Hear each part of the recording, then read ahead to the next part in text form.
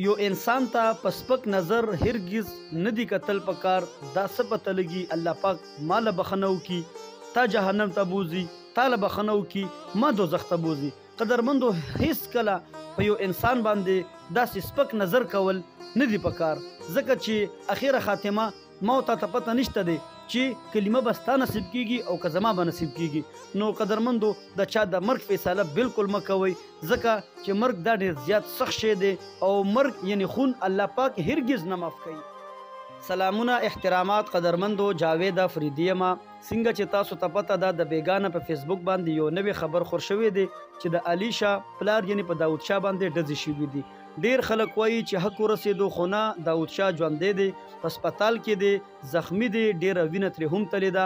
قدرمندو مونږ به دې اړخ ته نه ځو چې یا ښه کار شوی دی یا بد کار شوی دی، خو مونږ به راشو زمونږ خپل دین اړخ ته، زمونږ اسلام آیا مونږ ته دا اجازت راکړې دی چې یو انسان هغه وجل دا څنګه ده. قدرمندو بالکل زمونږ په دین کې، زمونږ په اسلام کې د یو مسلمان وجل هرگز جایز نه دی. د یو انسان قتل کول دا د تمام عالم انسانیت قتل کول دی.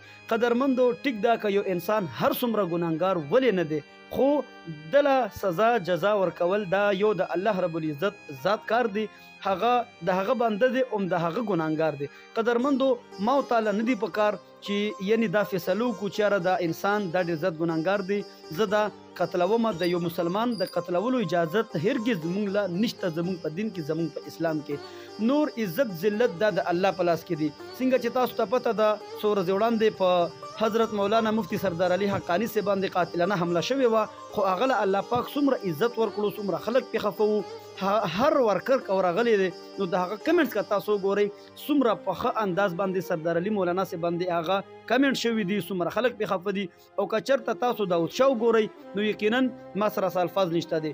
قدرمندو را به شو مونږ خپل هغه دین اسلام اړخ ته، نو هرګز مونږ ته اسلام دا اجازت نه دی راکړی چې یو مسلمان هغه تاسو قتل کوي، ځکه چې د یو انسان قتل کول دا د تمام عالم انسانیت قتل کول دی. ویډیو در سره ډیره زیاته شیر کړئ، زه ستاسو ډیره زیاته شکریا ادا کوم چې تاسو زما ویډیو تر اخره پورې وکړه. والسلام.